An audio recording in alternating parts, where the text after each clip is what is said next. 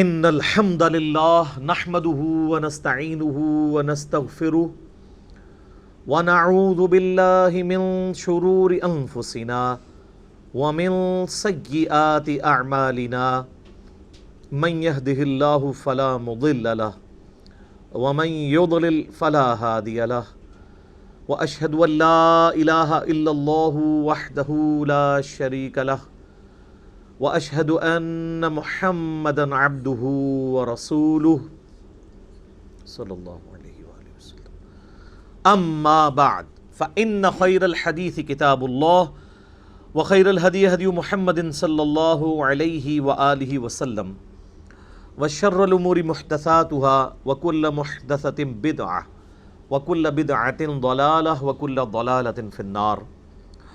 اعوذ باللہ السمیع العلیم من الشیطان الرجیم من ہمزہ ونفخہ ونفثہ بسم اللہ الرحمن الرحیم رب اشرح لی صدری ویسر لی امری واحلل عقدۃ من لسانی یفقہوا قولی. بسم اللہ الرحمن الرحیم ان اللہ وملائکتہ یصلون علی النبی یا ایہا الذین آمنوا صلوا علیہ وسلموا تسلیما. اللہم صلی علی محمد وعلی آل محمد کما صلیت علی ابراہیم وعلی آل ابراہیم انک حمید مجید. اللہم بارک علی محمد وعلی آل محمد کما بارکت علی ابراہیم وعلی آل ابراہیم انک حمید مجید. اللہم ربنا آتنا فی الدنیا حسنة وفی الآخرة حسنة وقنا عذاب النار. ربنا آتنا من لدنک رحمة وہیئ لنا من امرنا رشدا. لا الہ الا انت سبحانک انی کنت من الظالمین. حسبنا اللہ ونعم الوکیل. یا حی یا قیوم برحمتک استغیث ولا حول ولا قوة الا باللہ العلی العظیم. آمین. الحمدللہ آج 22 محرم الحرام 1441 ہجری بمطابق 22 ستمبر 2019 اور سنڈے کا دن ہے. انشاءاللہ تعالی آج ہم اپنی قرآن کلاس نمبر 341 میں سورہ التین سے آغاز کریں گے. یہ سورت بھی مکی سورت ہے اور چونکہ پارہ نمبر 30 کی اکثر صورتیں ایسی ہیں جو عموماً ہماری جہری نمازوں میں تلاوت کی جاتی ہیں. امام مساجد نے چند ایک صورتیں ہی حفظ کی ہوئی ہوتی ہیں، ان میں سے بھی اکثر پارہ نمبر 30 کی ہوتی ہیں جس کو بار بار ریپیٹ کرتے ہیں. انہی صورتوں میں سے ایک صورت یہ بھی ہے، اسی لیے یہ صورت لوگوں کو زبانی یاد بھی ہوتی ہے. لوگوں کے لیے یعنی یہ آکورڈ صورت نہیں ہوتی ہے، اکثر سنی ہوئی ہوتی ہے. بسم اللہ الرحمن الرحیم. والتین، قسم ہے انجیر کی. والزیتون، اور زیتون کی. وطور سینین، اور قسم ہے طور سینا کی، طور پہاڑ کی. وہذا البلد الامین، اور اس امن والے شہر کی بھی قسم یعنی مکہ. 4 قسمیں اللہ تعالیٰ نے یاد فرمائی ہیں اس کے سٹارٹ میں. قسم کے جو احکامات ہیں اس کے اوپر میں نے ڈیٹیلڈ ایک لیکچر دیا ہے، مسئلہ نمبر 68. اس میں نے بتایا کہ غیر اللہ کی قسم کھانا اسلام میں حرام ہے. کئی ایک احادیث موجود ہیں سنن ابن ماجہ کے اندر اور باقی کتابوں کے اندر کہ آپ صلی اللہ علیہ وآلہ وسلم نے غیر اللہ کی قسم کھانے سے یا قسم یاد کرنے سے منع فرمایا ہے. لیکن قرآن حکیم کا اسلوب یہ ہے کہ اس میں اکثر اللہ تعالیٰ قسمیں یاد فرماتا ہے اپنی مخلوقات کی. تو اس کی توجیہ یہ بیان کی جاتی ہے کہ اللہ تعالیٰ جو قسمیں یاد فرماتا ہے اس میں امپلائڈ ہوتا ہے کہ جن چیزوں کی قسمیں یاد کی جا رہی ہیں دراصل ان کے خالق کی قسم کھائی جا رہی ہے جس نے یہ چیزیں پیدا فرمائی ہیں۔ نمبر 2، اللہ تعالیٰ نے جو قسمیں قرآن میں یاد فرمائی ہیں ان قسموں میں اپنی مخلوقات کو گواہ کیا ہے کہ یعنی یہ چیزیں گواہی دے رہی ہیں۔ گواہی یہ نہیں کہ وہ بول کے، زبان حال سے، جسے ہم اردو میں کہتے ہیں نا، زبان حال سے گواہی دینا، یعنی ان چیزوں کو دیکھ کے لگتا ہے کہ یہی ہوا ہوگا۔ یعنی گلاب کا پھول جو ہے وہ زبان حال سے، یعنی اپنے گیٹ اپ سے پکار کے کہہ رہا ہے کہ اسے کسی نے بنایا ہے بڑی خوبصورتی کے ساتھ، اس میں خوشبو رکھی ہے، اسے کہتے ہیں زبان حال۔ سورۃ العصر میں بھی اللہ تعالیٰ نے زمانے کی قسم یاد فرمائی ہے، والعصر ان الانسان لفی خسر، قسم ہے زمانے کی۔ ایک ترجمہ یہ کیا جاتا ہے، دوسرا ترجمہ کیا جاتا ہے زمانہ اس بات پر گواہ ہے کہ پوری انسانیت خسارے میں ہے، سوائے چند ایک لوگوں کے جو ایمان لے آئے، نیک اعمال کیے اور حق بات کی تلقین کرتے رہے، اور اس کے بعد جب ان کو مشکل درپیش ہوئی تو صبر پہ وہ ثابت قدم رہے، لوگوں کو بھی صبر کی طرف تلقین کرتے رہے۔ زمانہ کیسے گواہ ہے؟ یعنی زمانے نے تو یہ سارا وقت دیکھا ہے نا کہ حضرت نوح علیہ السلام کے ساتھ صرف 78 لوگ ایمان لے کر آئے، باقی سب کے سب لوگ برباد کر دیے گئے، اکثریت تو غرق ہوگی نا۔ زمانہ اس پہ گواہ ہے کہ حضرت لوط علیہ السلام کی 2 بیٹیاں صرف ایمان لے کر آئیں، آپ کے مخالفین سارے پتھروں کے عذاب سے برباد کر دیے گئے۔ تو یہ زمانہ یہ سارا وقت دیکھتا آ رہا ہے۔ زمانہ اپنے ٹائم کے اعتبار سے اس پہ گواہ ہے کہ اس کے اندر یہ سارے معاملات ہوئے ہیں۔ تو بیسیکلی زمانے کی قسم کا مطلب یہ ہے کہ اللہ تعالیٰ زمانے کو گواہ مان رہا ہے کہ زمانے نے یہ وقت دیکھا ہے۔ یہاں پہ بھی جو 4 قسمیں یاد فرمائی گئی ہیں، ایک اعتبار سے تو اللہ تعالیٰ کی قسمیں شمار ہوں گی کیونکہ یہ چاروں چیزیں اللہ کی مخلوقات ہیں جو اللہ نے پیدا کی ہیں۔ نمبر 2، اللہ تبارک و تعالیٰ کی قدرت کا یہ شاہکار ہیں، اور یہ چاروں چیزیں ایسی ہیں جن کے ساتھ اللہ تعالیٰ کے محبوب بندوں کی نسبتیں جڑی ہوئی ہیں۔ ان محبوب بندوں کی طرف اشارہ اس کے اندر موجود ہے، کیونکہ اس کے بعد جب مقسم علیہ بیان ہوگا، جس بات کے اوپر قسم یاد کی جا رہی ہے، اس سے یہ بات پتہ چلے گی کہ اللہ تبارک و تعالیٰ نے یہ 4 قسمیں کیوں یاد فرمائی ہیں۔ پہلی قسم ہے والتین، انجیر کی قسم۔ انجیر گواہ ہے اس پہ۔ کون سی انجیر؟ ساری انجیریں نہیں، انجیر کے پودے تھے وہاں پر جہاں پہ نوح علیہ السلام جس درختوں کے یہ جو ان کے پودے جہاں پہ موجود تھے، جس پہاڑ پہ، اس پہاڑ پہ دعوت توحید بیان کیا کرتے تھے۔ تو وہ انجیر گواہ ہے کہ میرا ایک بندہ نوح بھی تھا جس نے میرے لیے اپنی زندگی گزاری 950 سال۔ والزیتون، اور زیتون کے درخت بھی، زیتون کے پودے بھی گواہ ہیں کہ میرا ایک بندہ خاص تھا عیسیٰ ابن مریم۔ گلیلی جھیل کے کنارے وہ دھوبیوں کو جا کے دعوت و تبلیغ کا کام کیا کرتے تھے، وہاں پہ زیتون کے پودے اگے ہوئے تھے۔ تو وہ زیتون کے پودے اس بات پر گواہ ہیں کہ ہمارا ایک بندہ تھا جس نے اپنی زندگی ہمارے لیے گزاری توحید کے لیے۔ یعنی انسانیت کو جن لوگوں پر ناز ہے، اوورال تو انسانیت میں اکثر بدکار ہی ہیں، لیکن فی نفس ہی انسان برا نہیں ہے۔ اللہ تعالیٰ کی کریشن کا کلائمیکس یہ والے انسان بھی ہیں جن پہ مخلوقات بھی گواہ ہیں کہ انہوں نے اپنی زندگی خدا کے لیے گزاری کمٹمنٹ کے ساتھ۔ اللہ از دا ٹاپ پرائورٹی، اللہ کو ترجیح اول مانا۔ وطور سینین، اور طور پہاڑ بھی گواہ ہے کہ وہاں پر بھی ہمارا ایک بندہ تھا۔ کون؟ موسیٰ علیہ السلام۔ انسانیت کے ایک اعلیٰ ترین مرتبے پر وہ فائز ہوئے کہ اللہ تعالیٰ نے کوہ طور پر ان سے کلام فرمایا۔ وَكَلَّمَ اللَّهُ مُوسَىٰ تَكْلِيمًا، اللہ نے موسیٰ کے ساتھ کلام کیا جیسا کہ کلام کرنے کا حق ہے۔ اس کائنات میں صرف ایک شخص ہے جس سے اللہ نے دنیا میں کلام کیا ہے، وہ سیدنا موسیٰ علیہ السلام ہے۔ ہمارے محبوب صلی اللہ علیہ وآلہ وسلم سے اس دنیا میں کلام نہیں ہوا، آسمانوں پہ ہوا ہے۔ اس دنیا میں صرف ایک شخص سے کلام ہوا ہے۔ باقی بزرگ بابوں کے بارے میں تو آپ جتنی مرضی کہانیاں بنا لیں کہ فلاں بزرگ کی بات ہوگی تو فلاں، تو ساری کہانیاں ڈکلیئرڈ پرسنالٹی ایک ہی ہے. وَهَذَا الْبَلَدِ الْأَمِينَ، اور یہ شہر مکہ بھی گواہ ہے.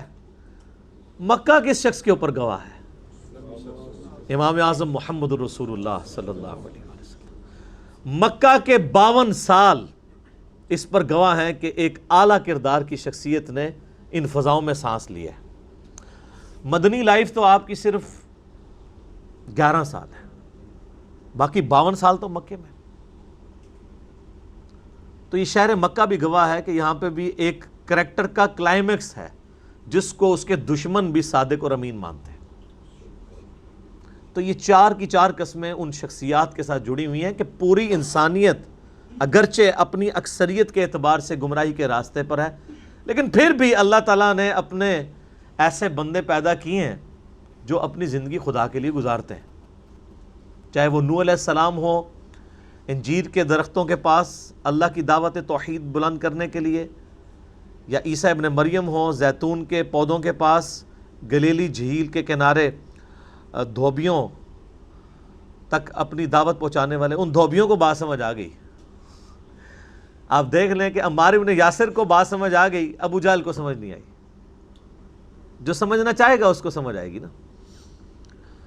اور چاہے وہ طور سینا پر ہم سے ملاقات کا شرف حاصل کرنے والے سیدنا موسیٰ علیہ السلام ہو، یا شہر مکہ میں بے داغ زندگی گزارنے والے سیدنا و مولانا امام اعظم محمد رسول اللہ صلی اللہ علیہ وآلہ وسلم ہو. یہ چاروں کی چاروں شخصیات اس بات پر گواہ ہیں، ان کا کریکٹر اس کے اوپر گواہ ہے.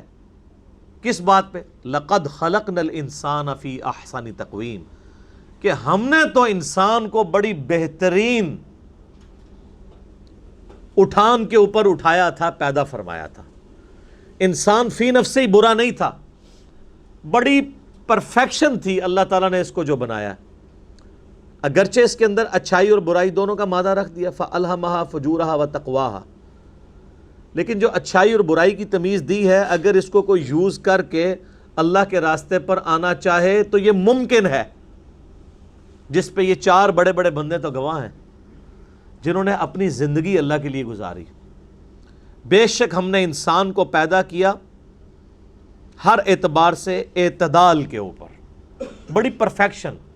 اور انسان تو اللہ تعالیٰ کی کریشن کا کلائمیکس ہے جی. کائنات میں کوئی مخلوق انسان جیسی نہیں ہے. اس روئے ارض پہ 2 ملین سپیشیز دریافت ہو چکی ہیں ابھی تک، انسانوں کی اور جانوروں اور پودوں کی. 2 ملین، 20 لاکھ سے زیادہ سپیشیز ہیں، اور ایک ایک سپیشیز کی تعداد آگے اربوں میں ہے. انسان ہی 7.5-8 ارب ہونے والے ہیں، باقی آپ مخلوقات تو چھوڑ دیں. ان ساری مخلوقات میں چاہے وہ پودے ہوں، چاہے جانور ہوں یا اور مخلوقات ہوں، اللہ تعالیٰ کی کریشن کا کلائمیکس وہ انسان ہے. وَمَا خَلَقْتُ الْجِنَّ وَالْإِنسَ إِلَّا لِيَعْبُدُونَ، اسی لیے اللہ نے فرمایا میں نے جنوں اور انسانوں کو اپنے لیے پیدا کیا ہے کہ وہ میرے تابع فرمان رہیں، میری عبادت کریں، صرف مجھے مانے نہ، میری مانے. جنوں اور انسانوں کے علاوہ ہر مخلوق چاہتے ہوئے یا نہ چاہتے ہوئے اللہ کی اطاعت میں ہے، بغاوت نہیں کر سکتی. جنوں اور انسانوں کو اختیار ہے، اس اختیار کو استعمال کر کے چاہے تو بغاوت کی زندگی گزاریں، چاہے تو تابع فرمان ہو جائے. لیکن پھر اینڈ ایک جیسا ہونے والا نہیں ہے، اینڈ مختلف ہوگا. یہ باپ کی مرضی ہے، اِنَّا هَدَيْنَاهُ السَّبِيلَ إِمَّا شَاكِرًا وَإِمَّا كَفُورًا، ہم نے تو ہدایت کا راستہ دکھا دیا، اب تمہاری مرضی ہے، چاہے شکر گزاری کی روش اختیار کرو، خواہ ناشکری کی روش اختیار کرو.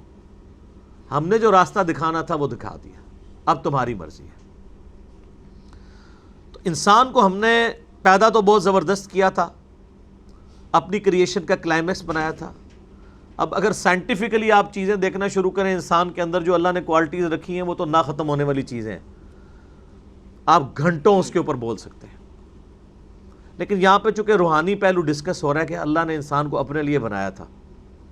ساری کائنات انسان نے اللہ کے لیے بنائی ہے اور انسان کو اپنے لیے بنایا. بڑی بہترین اٹھان پہ اسے اٹھایا تھا، لیکن ثم رددناہ اسفل سافلین، اس کے بعد یہ پست ترین حالت کی طرف لوٹا دیا جاتا ہے۔ اس کے دو معنی ہو سکتے ہیں، ایک تو فزیکل معنی ہے کہ انسان جوانی تک پہنچتا ہے اور الٹیمیٹلی بڑھاپے کی رذیل عمر کو پہنچ جاتا ہے، لیکن یہاں پر جس چیز کی طرف اشارہ ہے وہ یہ چیز نہیں ہے۔ یہاں پہ اشارہ اس چیز کی طرف ہے کہ اللہ نے انسان کو بنایا تو بہت زبردست تھا، وہ اللہ کا راستہ اختیار کر سکتا تھا، لیکن وہ خود ہی گراوٹ کے اندر جا کے گر جاتا ہے۔ ثم رددناہ اسفل سافلین، لیکن سارے نہیں گرتے، الا الذین آمنوا، سوائے ان لوگوں کے جو ایمان لے آئے، وعملوا الصالحات، اور نیک اعمال اختیار کر لیں، وہ ان کی استثناء موجود ہے۔ فَلَهُمْ أَجْرٌ غَيْرُ مَمْنُونَ، ایسے لوگوں کے لیے تو نہ ختم ہونے والا اجر ہے، ہمیشہ کی جنتیں ان کا مقدر ہونے والی ہیں، جو ایمان لیں اور نیک اعمال اختیار کریں۔ فَمَا يُكَذِّبُكَ بَعْدُ بِالدِّينِ، پس کون جھٹلا سکتا ہے اے نبی علیہ السلام آپ کی اس دعوت حق میں آپ کو جزا اور سزا کے معاملے میں؟ یعنی اللہ تعالیٰ نے اس کائنات کو ایک مقصد کے لیے پیدا کیا ہے، یہ تو ہو ہی نہیں سکتا کہ اس کا اینڈ جزا اور سزا کے سلسلے میں نہ ہو، کہ دنیا میں جس نے گناہ کی زندگی گزاری ہے اس کا بھی انجام وہی ہو اور نیکوکاری کی زندگی گزارنے والے کا بھی انجام وہی ہو، یہ تو ہو ہی نہیں سکتا۔ کیوں؟ الیس اللہ باحکم الحاکمین، کیا اللہ سب حاکموں سے بڑا حاکم نہیں ہے؟ تو کیا مطلب ہوا اس بات کا کہ دنیا میں معمولی سا حاکم بھی یہ ڈیسیژن کرتا ہے کہ اپنے ماننے والوں کو نوازتا ہے اور اپنے نافرمانوں کو سزا دیتا ہے، تو اللہ تعالیٰ تو سب سے بڑا حاکم ہے، تو اس کا الٹیمیٹ نتیجہ یہ ہے کہ وہ بھی اپنے تابع فرمان لوگوں کو جنت دے گا اور اپنے نافرمانوں کو جہنم میں ڈالے گا۔ اللہم اجرنا من النار، آمین۔ الیس اللہ باحکم الحاکمین۔ اب دیکھیں ہمارے امام مسجد، ہمارے قراء، ہمارے علماء، ہمارے خطباء یہ سورۃ التین اکثر تلاوت کرتے رہتے ہیں، لیکن آپ نے یہ جو 15-20 منٹ میں سورہ تین سنی ہے، آپ مجھے بتائیں اس سورہ تین کا کیا لینا دینا ہے اس سورہ تین کے ساتھ جو آپ نمازوں میں سن رہے ہوتے ہیں؟ ایون پڑھنے والے کو بھی نہیں پتا وہ کیا پڑھ رہا ہے۔ الیس اللہ باحکم الحاکمین، یہ آیت تو سب کو پتا ہے، اس کے اندر کیا قیامت مضمر ہے کہ اللہ کیا سب حاکموں سے بڑھ کر حاکم نہیں ہے؟ جب وہ سب حاکموں سے بڑھ کر حاکم ہے تو اس کا الٹیمیٹ نتیجہ ہے کہ دنیا کے معمولی سے حکمران بھی اپنے ماننے والوں کو نوازتے ہیں اور اپنے نافرمانوں کو سزائیں دیتے ہیں، اور جو اس کائنات کا حاکم ہے وہ اسی طریقے سے چھوڑ دے گا۔ یہ مطلب ہے اس کا، ایک جیسا انجام نہیں ہونے والا اللہ کے ماننے والوں کا اور اللہ کی ماننے والوں کا اور اللہ کی نہ ماننے والوں کا۔ صرف اللہ کو ماننا کافی نہیں ہے، اللہ کی ماننا ضروری ہے۔ اب میرے بھائیو، اگلی سورت بڑی مشہور سورت ہے، سورۃ العلق۔ یہ تو یقیناً مکی سورت ہے، اور بخاری و مسلم دونوں میں حدیث موجود ہے کہ نبی علیہ السلام کے اوپر پہلی 5 آیات جو نازل ہوئی تھیں وہ اسی سورت کی تھی۔ قرآن میں اس سورت کا نمبر 96 ہے، لیکن یہ مصحف کی ترتیب میں ہے۔ قرآن حکیم جو نازل ہوا اس کی ترتیب میں سب سے پہلی سورت یہی ہے، اور اس کی پہلی 5 آیات جو بخاری مسلم میں ڈیٹیل حدیث موجود ہے۔ غار حرا میں نبی صلی اللہ علیہ وآلہ وسلم چند دنوں کے لیے عبادت کے لیے چلے گئے۔ سیدہ عائشہ راویہ ہیں کہ نبی علیہ السلام کی زندگی کا جب 40واں سال شروع ہوا تو آپ کا دل دنیا کے کاموں سے اچاٹ ہو گیا، اور سیدہ ختیجہ سلام اللہ علیہا سے وہ کچھ کھانا وغیرہ بندھوا کر تو وہ غار حرا میں عبادت کے لیے چلے جایا کرتے تھے. یا آپ کے بزرگ ہیں جو 40 سال تک بغیر کھائے پیے زندہ رہتے ہیں, اللہ کے نبی کو روٹی کی ضرورت پڑتی تھی, آپ کی بیوی باندھ کے دیتی تھی. کہانیاں ساریاں, جتنے جتنے کہانیاں آئے گی میں وڈ کے پرے ماراں گا. بخاری مسلم ہے کہ نبی اسلام کھانا ساتھ لے کے جایا کرتے تھے. تو آپ کے وہ تو کہتے ہیں بزرگ اتنے سال تک چلا کٹیا, نہ کچھ کھادا نہ پیتا, سب جھوٹ ہے. تو بخاری مسلم کے الفاظ ہیں کہ نبی علیہ السلام کہتے ہیں کہ اچانک ایک دن میرے سامنے انسانی شکل کے اندر فرشتہ نمودار ہوا, جبرائیل علیہ السلام آئے اور انہوں نے مجھے کہا اقرا, پڑھو. تو آپ علیہ السلام کہتے ہیں میں نے کہا ما انا بقاری, میں تو پڑھا ہوا نہیں ہوں. 3 دفعہ اس نے یہ ریپیٹ کیا. تو نبی علیہ السلام نے کہا کہ میں تو پڑھا ہوا نہیں ہوں. تو پھر اس نے آپ علیہ السلام کو اپنے سینے سے لگا کر زور سے بھینچا اور اس کے بعد کہا کہ پڑھ, اقرأ بسم ربک الذی خلق خلق الانسان من علق اقرأ وربک الاکرم الذی علم بالقلم علم الانسان ما لم یعلم. یہ 5 آیات. تو نبی علیہ السلام نے پھر یہ آیات پڑھی. اب اس میں ایک چیز مبہم ہے. اس کے بعد پھر وہ حدیث چلتی ہے کہ آپ علیہ السلام واپس آ گئے, سیدہ ختیجہ سے کہا مجھے کمبل اڑا دو. سیدہ ختیجہ نے پھر تسلی دی کہ اللہ کے نبی علیہ السلام آپ غریبوں کی مدد کرتے ہیں, مہمان نوازی کرتے ہیں, دکھ درد اور مصیبت زدہ لوگوں کے لیے بھاگ دوڑ کرتے ہیں, اللہ تعالیٰ آپ کو کبھی اکیلا نہیں چھوڑے گا. پھر وہ اپنے ایک قریبی کزن تھے ورقہ ابن نوفل جو عیسائی تھے لیکن موحد تھے, ان کے پاس لے گئیں. وہ نابینا ہو چکے تھے. انہوں نے نبی علیہ السلام کا جب ایکسپیرینس سنا تو انہوں نے کہا کہ آپ کو اللہ نے نبی بنایا اور عنقریب آپ کی قوم آپ کو یہاں سے نکال دے گی, اور میں اگر اس وقت تک زندہ رہا تو میں آپ کی مدد کروں گا.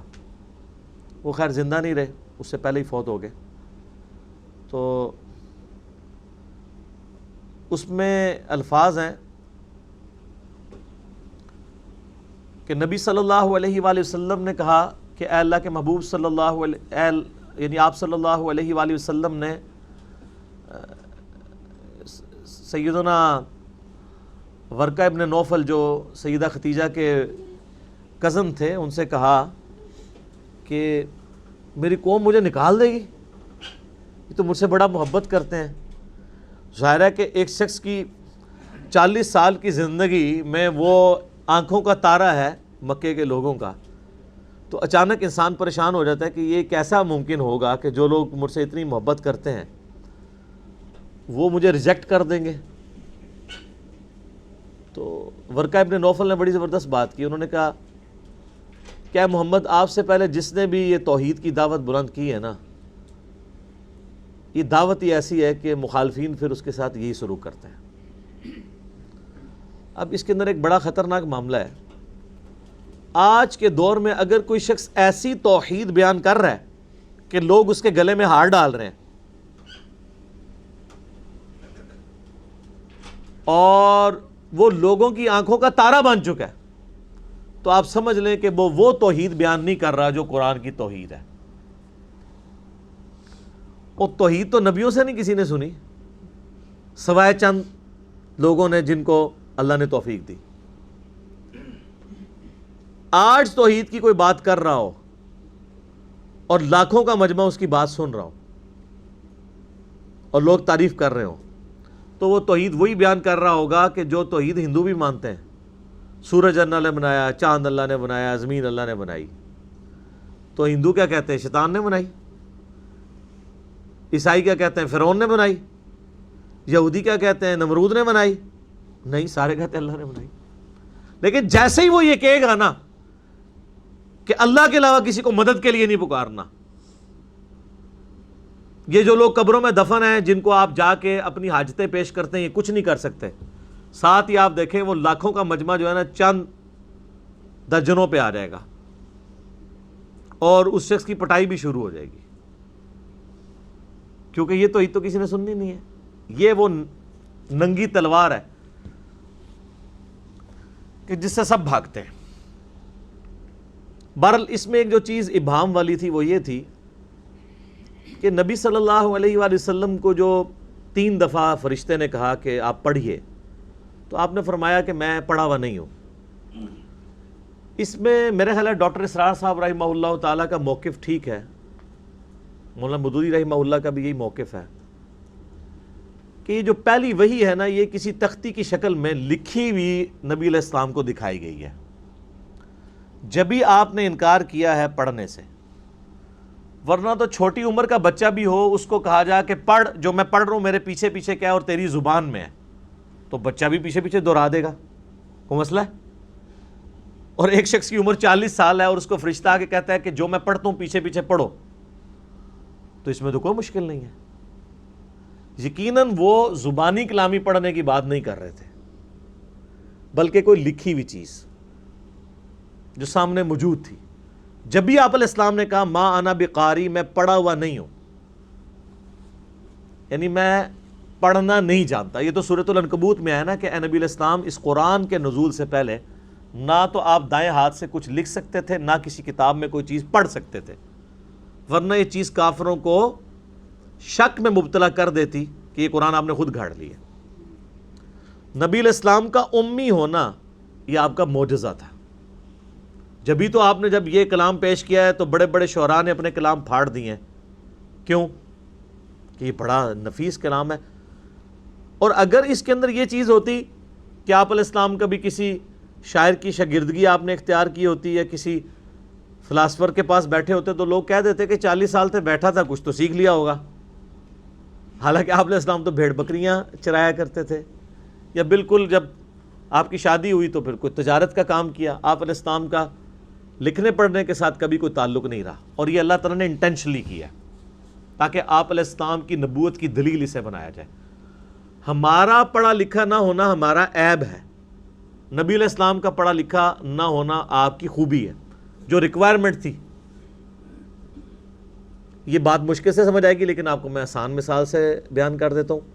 ڈاکٹر اقبال کا شاعر ہونا ان کی خوبی ہے، لیکن نبی علیہ السلام کا شاعر ہونا آپ کی خوبی نہیں ہے۔ قرآن میں ہے وَمَا عَلَّمْنَاهُ الشِّعْرَ وَمَا يَنبَغِي لَهُ، ہم نے اس پیغمبر کو شعر کہنا نہیں سکھایا اور نہ یہ ان کی شان کے لائق تھا۔ تو ہم تو شاعروں کی بڑی تعریف کرتے ہیں، لیکن اللہ فرما رہا ہے ہمارے نبی کی شان نہیں تھا، کیونکہ اگر آپ شاعر ہوتے تو لوگ کہتے کہ شاعر تو تھا ہی، تو اس نے کلام لکھ لیا ہوگا۔ ویسے بھی قرآن کے اندر ایک ردم پایا جاتا ہے، آپ کو پتا ہے، ڈیوائن میوزک ہے، آیات ملتی جلتی ہیں، اگرچہ ان کے وہ وزن اتنے نہیں ہیں، آزاد نظم والا سٹائل ہے جس طرح ہم کہتے ہیں، مصرے چھوٹے بڑے ہیں، لیکن بہرحال اس میں رب تو ہے۔ الرحمن علم القرآن خلق الانسان علمہ البیان، یہاں بھی تو ہے نا ربط، ہر صورت کے اندر ربط ہے، اور یہ ربط رکھا اس لیے تاکہ اس کا ٹیسٹ فیل ہو۔ اگر یہ عام نثر کے انداز میں ہوتی نا تو اس کا مزہ ہی کوئی نہیں تھا، عربیوں کے لیے کوئی انجوائمنٹ نہیں تھی، اجمیوں کے لیے بھی نہیں تھی۔ اور دوسرا، اس میں چوری نہیں ہو سکتی۔ نثر کے انداز میں تو 2-4 جملے آپ بیچ میں شامل بھی کر سکتے ہیں، لیکن جو اس وزن پہ چیز چل رہی ہوتی ہے نا، ایون آپ ایک آیت کو اٹھا کے دوسری جگہ فٹ کریں نا، وہ فٹ ہی نہیں ہوتی، کیونکہ قرآن کی آیات جو ہے نا وہ ایک ردم کے ساتھ چل رہی۔ اگر آپ کہیں کہ میں سورہ 3 کی کوئی آیت فٹ کر دوں اس کے اندر، وہ کر ہی نہیں سکتا، وہ اپنے سیاق و سباق میں نہیں فٹ ہوگی۔ تو یہ اس کی حفاظت ہے۔ تو یہ موقف مضبوط لگتا ہے کہ نبی صلی اللہ علیہ وآلہ وسلم کو فزیکلی کوئی چیز دکھائی گئی ہے، اور اسی وجہ سے جو لوگ اس بات کے قائل ہیں نا کہ نبی علیہ السلام اعلان نبوت کے بعد اللہ نے آپ کو یہ استعداد دے دی تھی کہ آپ کتاب میں سے پڑھ سکتے تھے اور تھوڑا بہت لکھ بھی سکتے تھے، ان کے موقف کو تائید ملتی ہے اس چیز سے۔ مہارت نہیں تھی لیکن تھوڑا بہت کر سکتے تھے۔ اس کا ثبوت وہ بخاری کی حدیث ہے، جب صلح حدیبیہ کے اوپر موقع پر معاہدہ لکھا گیا تو کافروں نے کہا کہ ہم تو آپ کو اللہ کا رسول نہیں مانتے، محمد رسول اللہ کو کاٹ کے محمد ابن عبداللہ لکھیں۔ نبی علیہ السلام نے سیدنا علی، چونکہ آپ کے کاتب تھے، آج کل کے کاتب وہی تو کوئی اور ہیں، نبی علیہ السلام کے زمانے میں مولا علی تھے، زید ابن ثابت تھے، تو مولا علی سے کہا کہ اس کو مٹا دو. وہ آج کل کے جو کاتبے وہی ہیں نا، وہ پرلی طرف سے آئے ہوئے تھے صلح حدیبیہ کے موقع پر. تو مولا علی نے کہا یا رسول اللہ میں آپ کا نام نہیں کاٹوں گا. محبت کا اظہار تھا کہ میں کیوں محمد رسول اللہ کاٹوں. تو آپ نے اس کے اوپر کوئی ان پہ گرفت بھی نہیں فرمائی. آپ نے فرمایا اچھا مجھے بتاؤ کہاں لکھا ہے. تو صحابہ نے بتایا یہ آپ کا نام لکھا ہے. تو آپ علیہ السلام نے اس کو اپنے مبارک ہاتھوں سے لکیر پھیری، اور بخاری کے الفاظ ہیں کہ آپ علیہ السلام نے اپنے ہاتھوں سے لکھا محمد بن عبداللہ. اس پہ میرا یوٹیوب پہ کلپ ہے نبی علیہ السلام کی ہینڈ رائٹنگ. اب جو اسٹرکٹلی جو لوگ اس چیز کے قائل ہیں کہ حضور لکھنا پڑھنا نہیں جانتے تھے، ان کے گلے کی ہڈی ہے یہ والی حدیث. وہ کہتے ہیں جی یہ ہے نا جو کہ آپ نے لکھا، اس سے مراد ہے آپ نے لکھوایا، لیکن جھوٹ تو پکڑا جاتا ہے. اسی حدیث میں الفاظ ہیں کہ اللہ کے نبی نے اپنا نام لکھا، اور وہ راوی حدیث وہ صحابی کہتے ہیں لیکن آپ علیہ السلام لکھنے میں مہارت نہیں رکھتے تھے، یعنی آپ کی ہینڈ رائٹنگ اتنی خوبصورت نہیں تھی کیونکہ آپ نے کبھی لکھا ہی نہیں تھا. تو وہ حدیث الفاظ حفاظت کر رہی ہے کہ وہ آپ نے ہی لکھا تھا، لکھوایا والا چکر نہیں تھا. تو بس اتنا آپ نے لکھا.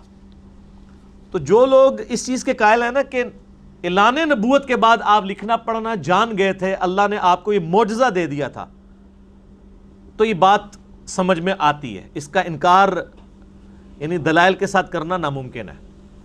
اگر کوئی کرتا ہے تو اس کی اپنی مرضی. میں آپ کو صرف ایک ہر جگہ اختلاف بتا رہا ہوتا ہوں دلائل کے ساتھ کیا چل رہے ہیں. اس سے نبی علیہ السلام کی نبوت بھی سٹیک پہ نہیں لگے گی، کیونکہ وہ تو اعلان نبوت کے بعد ہے نا. قرآن کا تو کلیم ہے اس وحی کے نزول سے پہلے آپ لکھنا پڑھنا نہیں جانتے تھے. تو وہ کہتے ہیں پھر اس سے ثابت ہوا کہ وحی کے نزول کے بعد اللہ نے آپ کو یہ طاقت دے دی تھی کہ آپ پڑھ بھی سکتے تھے. تبھی تو آپ علیہ السلام پروف ریڈنگ بھی تو وہی کی کرتے تھے نا. پروف ریڈنگ تو وہی کرے گا جو بول رہا ہے. پروف ریڈنگ کے دو طریقے ہیں کہ آپ نے کوئی وہی لکھوائی، پھر آپ نے کہا پڑھو کیا لکھا ہے، اور وہ اس نے پڑھ کے سنائی، اور دوسرا یہ کہ آپ خود دیکھیں گے کیا لکھا ہے اس نے. تو دونوں طریقے سے پروف ریڈنگ ہوتی ہے. لہٰذا میرا موقف یہ ہے کہ اگر کوئی یہ موقف رکھتا ہے تو یہ موقف بھی دلیل کے ساتھ ہے کہ نبی علیہ السلام وحی کے نزول کے بعد لکھنا پڑھنا جانتے تھے، اگرچہ اس میں مہارت نہیں تھی. تو یہ جو ہے نا اقرا بسم ربک الذی خلق، پڑھ اپنے رب کے نام سے، تو بیسیکلی پڑھنے سے مراد یہ نہیں تھا کہ میرے پیچھے پیچھے پڑھ، ورنہ تو آپ پہلی دفعہ ہی پڑھ لیتے. یار آپ خود سوچیں، آج بھی آپ کسی 10-12 سال کے بچے کو گئے کہ بیٹا میں جو آپ کی اردو زبان میں بولتا ہوں میرے پیچھے پیچھے پڑھ، تو وہ بھی پڑھ دے گا. تو 40 سال کا انسان جو فصیح اللسان ہو، اس کو ایک شخص کہہ رہا ہے پڑھ، اور وہ آگے سے کہ میں پڑھ ہی نہیں سکتا، تو اس کا مطلب یہ ہے کہ وہ سامنے لکھی ہوئی چیز. اور پھر جو چوتھی دفعہ بخاری مسلم کے الفاظ ہیں کہ فرشتے نے آپ کو سینے سے لگایا اور پھر جب چھوڑا تو کہا پڑھ، تو پڑھ لیا. وہ سینے سے لگا کے اللہ تعالیٰ نے جبرائیل کے ذریعے پڑھنے کی استعداد آپ علیہ السلام میں ٹرانسفر کر دی. سمجھ آ گئی بات کی؟ اللہ کے لیے تو ممکن نہیں ہے نا، ناممکن نہیں ہے نا یہ چیز، ایک لمحے میں کسی کو سکھا سکتا ہے. اسی لیے تو میں بار بار کہتا ہوں کہ آپ کہتے ہیں نا ہمارے بزرگ جو ہیں وہ کشف کے ذریعے دل کا حال جان لیتے ہیں، تو اللہ تعالیٰ ان کو 2 منٹ میں سکھا دے. میں اپنا میکینیکل انجینئرنگ کا فارمولہ لکھ کے دیتا ہوں، کوئی دنیا کا بابا اس کو دیکھ کے پڑھ کے بتا دے، کہتے ہیں دل کے حال جان لیتا ہے. یہ تو سارے ٹھوس ہو جاتے ہیں. بھئی کشف کا اللہ کو تو میکینیکل انجینئرنگ آتی ہے نا، تو آپ کو تو ہم یہی چیک کریں گے نا.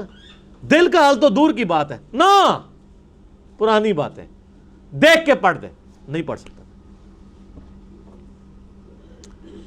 تو پھر آپ علیہ السلام نے یہ وہی پڑھی. اب یہ دیکھیں زبردست آیات ہیں. یہ صورت تو یعنی شاہکار ہے عربی لنگوسٹک کا بھی، اور اس کے اندر کتنے اہم مضامین ڈسکس ہوئے ہیں، خصوصاً پہلی 5 آیات میں.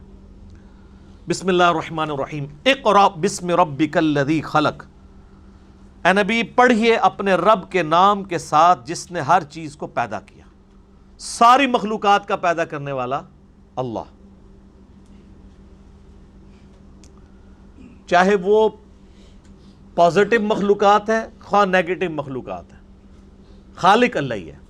شیطان کو بھی اللہ نے پیدا کیا ہے، انبیاء کو بھی اللہ نے پیدا کیا ہے، فرشتوں کو بھی اللہ نے پیدا کیا ہے، جانوروں کو بھی اللہ نے پیدا کیا. اس رب کا نام لے کر پڑھیں جو ساری مخلوقات کا پیدا کرنے والا ہے. اور اس نے جو مخلوق پیدا کی اس میں ٹاپ آف دا لسٹ جو مخلوق ہے لقد خلقنا الانسان فی احسن تقویم، اسی کا ذکر دوبارہ ادھر آ گیا. خلق الانسان من علق، انسان کو اللہ نے پیدا کیا علق سے، علق کی فارم میں۔ ہمارے پرانے مفسرین علق کا ترجمہ کرتے تھے خون کی پھٹک،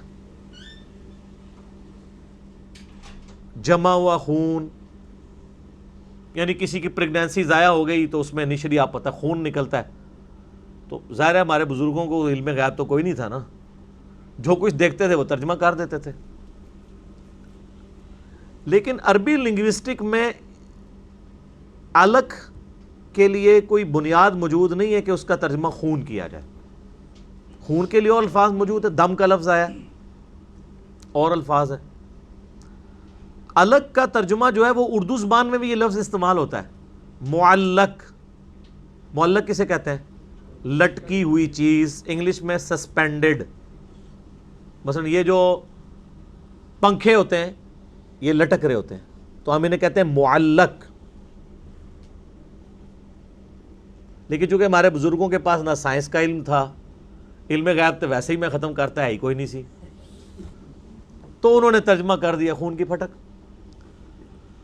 علق عربی زبان میں لیچ کو بھی کہتے ہیں، جونک کو، کیونکہ جونک بھی ایک طرف سے جانور کے جسم میں یا ایون انسانوں کے جسم میں بھی منہ داخل کرتی ہے، دوسرا حصہ اس کا باہر لٹک رہا ہوتا ہے، وہ بھی معلق ہوتی ہے۔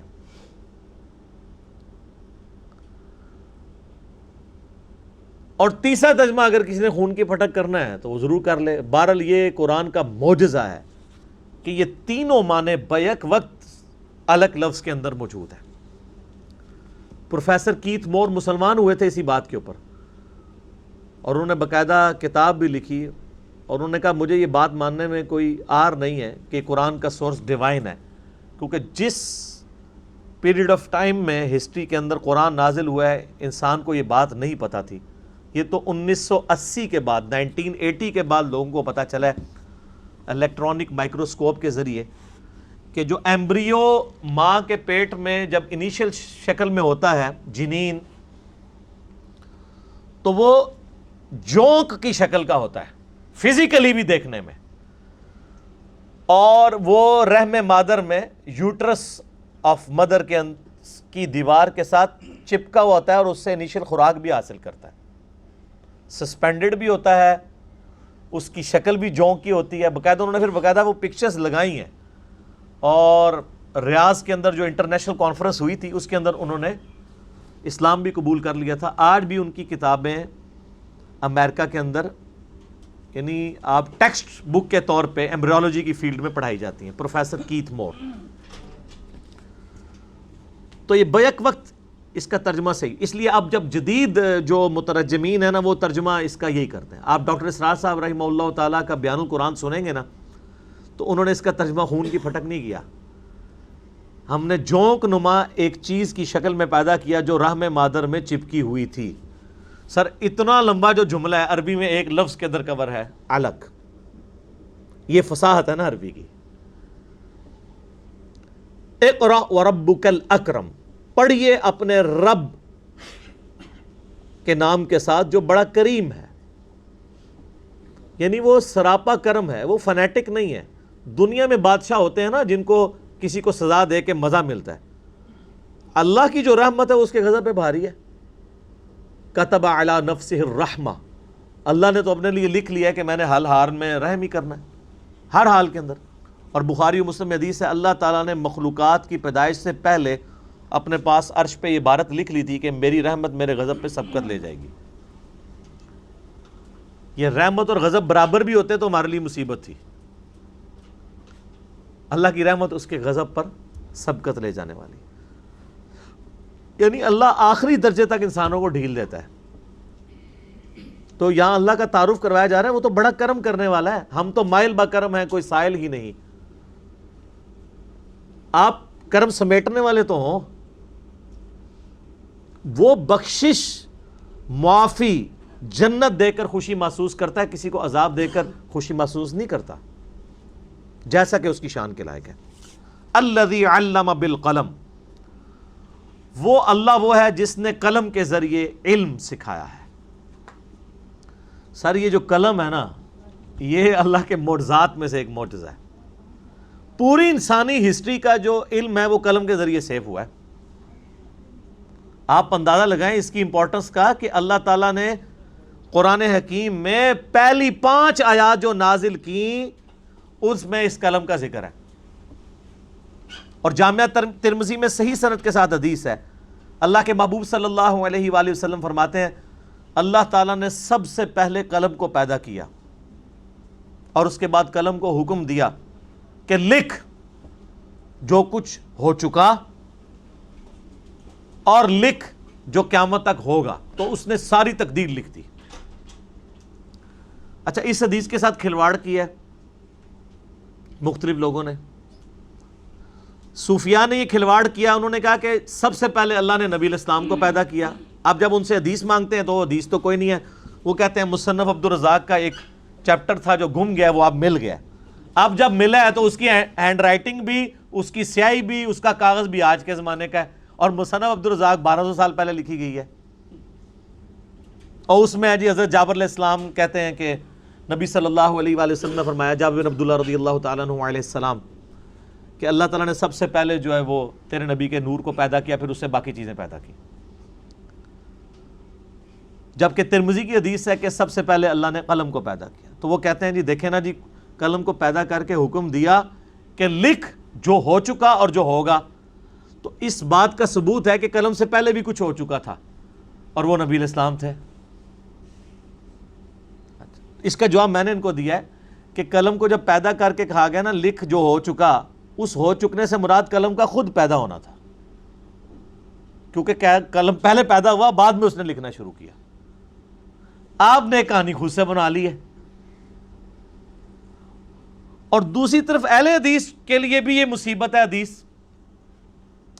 کیونکہ ان کا موقف یہ ہے کہ سب سے پہلے اللہ تعالیٰ نے عرش کو پیدا کیا، جو مانتے ہیں. اور کچھ تو ایسے بیوقوف ہیں وہ تو عرش کو بھی مخلوق نہیں مانتے، غیر مخلوق مانتے ہیں. غیر مخلوق وہ کہتے ہیں جی وہ اللہ کی صفت ہے. اللہ کی صفت عرش نہیں ہے، اللہ کی صفت عرش پر مستوی ہونا ہے، جیسا کہ اس کی شان کے لائق ہے. عرش تو مخلوق ہے، کیوں؟ قرآن میں وَهُوَ رَبُّ الْعَرْشِ الْعَظِيمِ، وہ رب عرش عظیم کا مالک ہے. تو اللہ اس کا رب ہے، عرش کا، عرش مخلوق ہے. تو شیخ ناصر البانی نے سلسلہ احادیث صحیحہ میں، اگرچہ وہ اہل حدیث سلفی عالم تھے، محدث اعظم البانی اور سعودیہ کے، انہوں نے یہ حدیث لکھ کے صوفیاء کا رد بھی کیا ہے اور اہل حدیث کا رد بھی کیا ہے. اور اہل حدیث سے مراد امام ابن تیمیہ کا، کیونکہ ابن تیمیہ نے کہا تھا حوادث کی کوئی ابتدا نہیں ہے، یعنی جب سے اللہ ہے اس وقت سے مخلوق بھی ساتھ چل رہی ہے. کیونکہ اس وقت آپ کو پتہ ہے وہ لوگ پیدا ہوئے تھے جو منطق اور فلسفے کو لے کے چلتے تھے، ان کے سوالوں کے جواب دینے لگے. اور جب منطق اور فلسفے کے لوگوں نے پوچھنا شروع کیا کہ اچھا اللہ نے پہلی مخلوق اگر قلم کو پیدا کیا تو اس سے پہلے کون سی مخلوق تھی؟ تو کہا کوئی نہیں. تو وہ انہوں نے کہا اچھا اس کا مطلب پہلے اللہ ویلا بیٹھے ایسی، نعوذ باللہ، یعنی اللہ پہلے فارغ تھا. اب شیخ یعنی ابن تیمیہ نے اس کا جواب دینے کے لیے انہوں نے کہا نہیں، اللہ جب سے ہے تب سے ہی اللہ تعالیٰ مخلوقات کو بھی پیدا فرما رہا ہے. حوادث کی ابتدا کوئی نہیں ہے جیسے اللہ کی ابتدا کوئی نہیں. اب یہ تو کفر کی طرف بات چلی جائے گی، کیونکہ اللہ ہی ہے جس کی ابتدا نہ ہو، باقی تو ہر چیز کی ابتدا ہے. تو اس کے اوپر پھر شیخ ناصر البانی نے ان کے اوپر گرفت کی، اور جب ہم نے صرف پبلک کو بتایا گرفت، تو یہ کہتے ہیں انہوں نے ابن تیمیہ کو کافر کہہ دیا. آگے رزلٹ خود نکال لیا انہوں نے. اور ابن تیمیہ کو روئیں کہ وہ یہ بات کیوں کر کے گیا. اور شیخ البانی نے خود لکھا ہے سلسلہ احادیث صحیحہ میں، کاش ابن تیمیہ یہ نہ لکھتے تو ہمارے دل میں ان کے لیے یہ بات نہ آتی کہ انہوں سے اتنا بڑا بلنڈر ہو گیا. پھر وہ سال لکھتے ہیں کہ یہ سچ کہا ہے امام مالک نے کہ اس کائنات میں کوئی ایسا شخص نہیں جس کی ہر بات مقبول ہو سوائے اس شخص کے جس کی قبر مدینے میں ہے. یعنی نبی صلی اللہ علیہ وسلم ان کی قبر کی طرف اشارہ کر کہتے تھے نا، اس شخص کے علاوہ کوئی ایسا شخص نہیں ہے جس سے اختلاف نہ ہو سکتا. تو یہاں بھی ابن تیمیہ سے مس ہینڈل ہو گیا معاملہ. تو اللہ نے قلم کو پیدا کیا، قلم سب سے پہلی مخلوق ہے اللہ کی، پلس قلم کو اللہ تعالیٰ نے علم کا ذریعہ بنایا. علم کو سیو کرنے کا. اسی لیے دیکھیں نبی علیہ السلام بھی وہی لکھوایا کرتے تھے. احادیث بھی لکھ کے سیو ہوئی ہیں حضور کے زمانے میں چھوٹے پیمانے پہ، لیکن بعد میں بڑے پیمانے پہ. زبانی کلامی کام چل ہی نہیں سکتا. جن لوگوں کا یہ ماننا ہے نا کہ عملی تواتر اور سنت کافی ہے، حدیث کی ضرورت نہیں ہے، تو یہ اللاجیکل ہے، قرآن کے بھی خلاف ہے. قرآن کہتا ہے الذی علم بالقلم، اللہ نے قلم کے ذریعے علم ٹرانسفر کیا ہے، علم سکھایا ہے. اگر احادیث نہیں لکھی جاتی تو آج دین کا جنازہ نکل چکا ہوتا. اللہ کا شکر ہے آج سے 1200 سال پہلے یہ کتابیں لکھی گئیں. آج سے 1200 سال پہلے کا زمانہ نبی علیہ السلام کے زمانے سے 200-250 سال کا زمانہ بنتا ہے. اس وقت محدثین نے یہ محسوس کیا کہ ابھی اتنی تبدیلیاں آنا شروع ہو گئی ہیں، تو جو ہمیں صحابہ تابعین سے حدیثیں مل رہی ہیں صحیح سند کے ساتھ، ان کا ریٹن ریکارڈ رکھ لیا جائے، ورنہ جو آگے زمانہ جائے گا یہ اور اس میں تبدیلیاں لوگ داخل کریں گے. امام مسلم کا مقدمہ پڑھیں، وہ کہتے ہیں 100 کے قریب تابعین ایسے تھے جن کی نیکوکاری پہ بھی اتفاق تھا اور اس پہ بھی اتفاق تھا کہ حدیث ان سے نہیں لینی، حدیث کے قابل ہی نہیں ہے. نیک ہے نا لیکن حدیث نہیں لینی، کیونکہ ہر جھوٹ سچ بیان کر دیتے ہیں. آج بھی آپ دیکھیں بڑے بڑے نیک لوگ ہیں، ایسی ایسی حدیثیں بیان کرتے ہیں دنیا کسی حدیث کی کتاب میں نہیں لکھی ہوئی، لوگ سبحان اللہ کہہ رہے ہوتے ہیں سامنے بیٹھ کے. یہ شروع سے ایسے. تو امام مسلم نے پھر کہا کہ میں یہ کوشش اسی لیے کر رہا ہوں کہ میں ایسی کتاب لکھ جاؤں کہ تاکہ صحیح احادیث ایک جگہ میں کمپائل کروں. اور پھر انہوں نے یہ دعویٰ کیا تھا کہ لوگ 200 سال تک بھی لگے رہے نا تو میری اس کتاب جیسی کتاب نہیں بنا سکیں گے جتنی میں نے اس کے اوپر محنت کی ہے. آج 1200 سال گزر گئے ہیں، یہ بھی امام مسلم کی کرامت ہے. ہوں تو 200 سال بولے سی 1200 سال، بلکہ اب تو آپ سمجھے ایک کنکلوڈ ہی ہو چکا ہے یہ ایشو. تو ریٹن فارم میں ریکارڈ اس وقت بخاری اور مسلم کی شکل میں آ گیا. میرا یوٹیوب پہ ایک کلپ بھی ہے سنت اور حدیث میں فرق، وہ آپ دیکھیں. اس میں نے بتایا کہ حدیث سنت ہی ریٹن فارم میں آئی ہے. اگر وہ اس وقت ریٹن فارم میں نہ آتی آج ہر علاقے کی سنت الگ ہوتی. یہ حدیث کی برکت ہے کہ سنت فریز ہو گئی ہے، ورنہ سنت فریز نہیں ہونی تھی. آپ دیکھ لیں ہر علاقے میں اپنی اپنی سنتیں چل رہی ہیں، لیکن آج ہم اس کے اوپر کاؤنٹر ویریفیکیشن کیسے کرتے ہیں؟ ہم کہتے ہیں بتاؤ قرآن حدیث میں کہاں لکھا ہوا ہے، یہی کہتے ہیں نا. ورنہ کسی نے کہنا تھا جی پگڑی نیلے رنگ کی ہونی چاہیے، کسی نے کہنا تھا جو ہے سرخ رنگ کی ہونی چاہیے، کسی نے کہنا تھا جی گرین کلر کی، کسی نے کہنا تھا کالی ہونی چاہیے، کسی نے کہنا تھا سفید. ہمیں کوئی عرض نہیں، آپ جس مرضی رنگ کی پہن لیں، اسے کوئی فرق نہیں پڑتا. لیکن سنت نہ کہیں پھر اسے. پگڑی کی سنت ادا ہو جائے گی، اس کے رنگ والی سنت، یہ دو الگ سنتیں ہیں نا، اس کے لیے پھر آپ کو ریٹن ریکارڈ کی طرف جانا ہے. اور میں یہ پوچھتا ہوں کہ وہ سنت جو آج تک فریز نہیں ہوئی وہ زیادہ بہتر ہے یا وہ سنت جو آج سے 1200 سال پہلے فریز ہو کے کتابوں میں آ گئی اور اس کے کلمی نسخے موجود ہیں پوری دنیا میں چھپ رہے ہیں، وہ زیادہ سیف ہے؟ ظاہر ہے وہی زیادہ سیف ہے. یہ بخاری اور مسلم اور باقی حدیث کی کتابیں آپ کو ایک لمحے میں 1200 سال کے ٹائم میں ٹریول کروا کے وہاں پہنچا دیتی ہیں. ان 1200 سال میں دین کے ساتھ کیا کچھ کھلواڑ ہوا ہے، تو سب کا سب سکپ ہو جاتا ہے ان احادیث کی کتابوں کی برکت سے. کوئی کہتا ہے جی یہ سنت ہے، جی وہ میلاد کے اوپر جھنڈیاں لگے ہیں، ڈھول ڈمکے ہوں، یہ سب کچھ ہوں، جی وہ یہ جی ہوا ہے. ہم کہتے ہیں کہاں لکھا ہوا ہے؟ وہ کہتے ہیں تو بہت کئی سو سال سے چل رہا ہے. ہم کہتے ہیں جی کتنے سو سال سے چل رہا ہے؟ تو ڈیپ ڈگ کریں گے، کرتے کرتے تو پتہ چلے گا 8ویں صدی ہجری میں، اب چل رہی ہے 15ویں، تو 700 سال ہی بنے نا. تو ان سے پہلے جو 700 سال کے مسلمان تھے وہ کیا کرتے تھے؟ ان کے اوپر وہ شعر فٹ ہوتا تھا سوائے ابلیس کے جہاں میں سبھی تو خوشیاں منا رہے ہیں. کہتے ہیں اس زمانے میں تو کوئی نہیں تھا. اس لیے آپ دیکھیں ان کو حدیث کی کتابوں میں یہ والی چیزیں ملتی نہیں ہیں، اسی لیے وہ چور پکڑا جاتا ہے. اگر حدیث کی کتابیں نہ ہوتے تو یہ 8ویں صدی بھی نہ کہتے، یہ کہتے شروع سے ہی چل رہا ہے. اب شروع والی کتابیں تو فریز ہیں، وہاں تو ہے کچھ نہیں، تو ان کو ماننا پڑتا نہیں بعد میں ہی ہوا ہے. تو جو چیز بعد میں ہوئی ہے تو وہ اس کے لیے اس کی امپورٹنس کے لیے اتنی کافی ہے کہ وہ بعد میں ہوئی ہے. تو یہ جو اکثر پھر شور مچاتے ہیں یہ پرانے بزرگوں کو دیکھیں نہ، پرانیاں گلاں، پرانے بزرگ نہ کہا کرو، درمیانے بزرگ.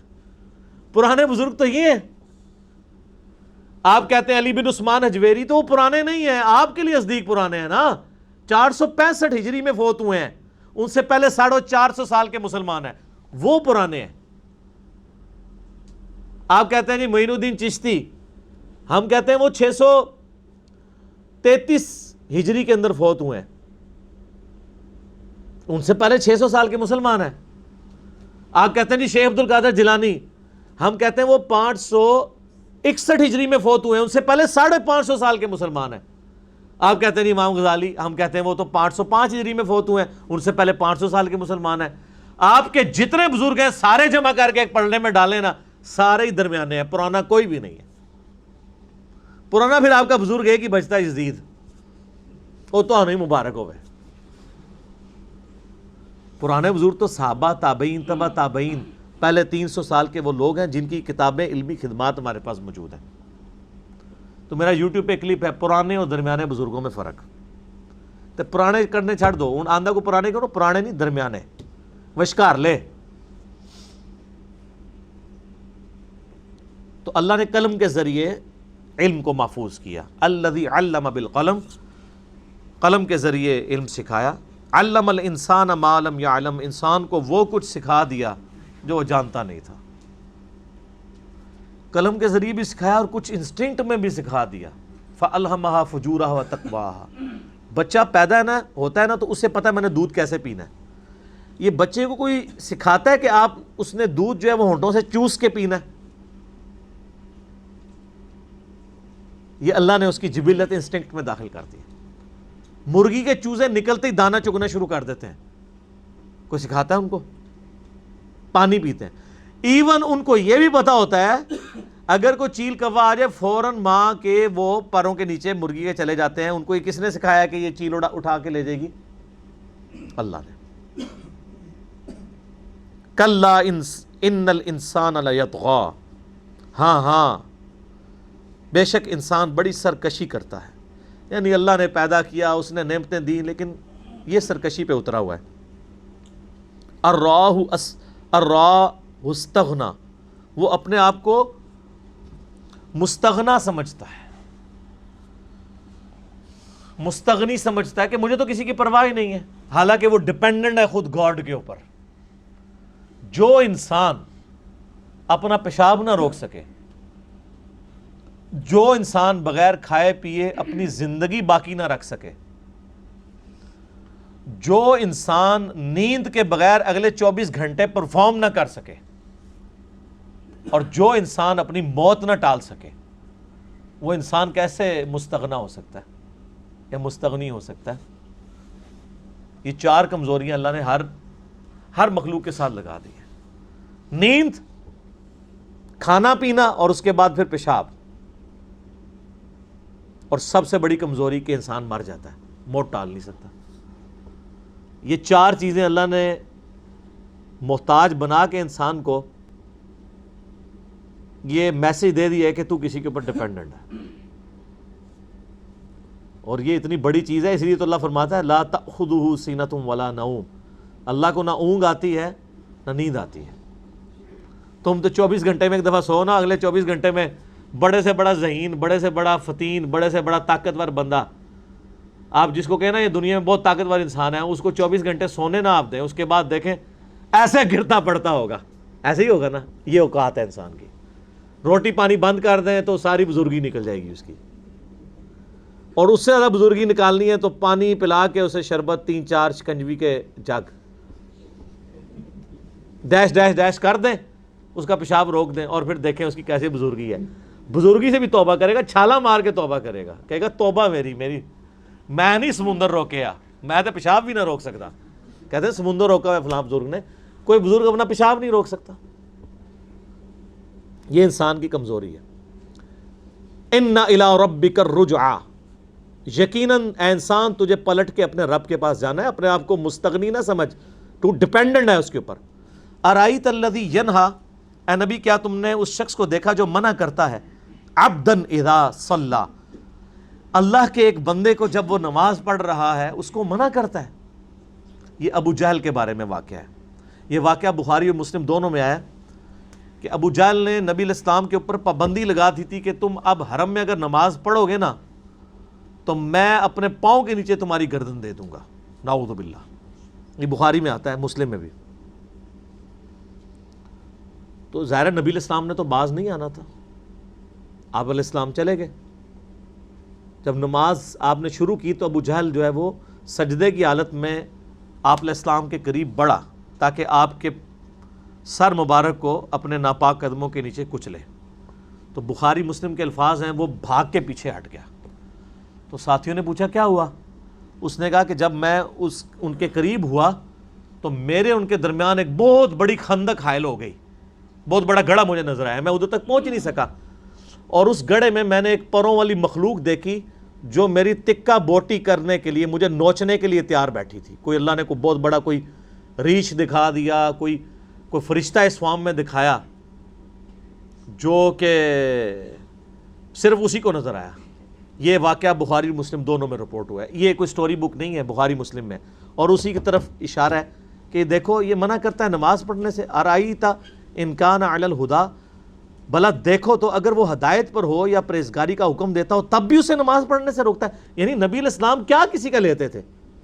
لوگوں کو یہی کہتے تھے نا، بچیوں کو دفن نہ کرو، ماں باپ کے ساتھ اس نے سلوک کرو، اولاد کے حقوق کا خیال رکھو، ناحق کسی پہ ظلم نہ کرو۔ تو وہ شخص تو پرہیزگاری کی باتیں کرتا ہے اور یہ کہتے ہیں ہم نماز نہیں اسے پڑھنے دیں گے حرم میں۔ او امر بالتقوی، یا وہ پھر تقوی کا حکم دیتے ہیں کہ اللہ سے ڈرو، جس نے تمہیں پیدا کیا ہے اس کی نافرمانی نہ کرو۔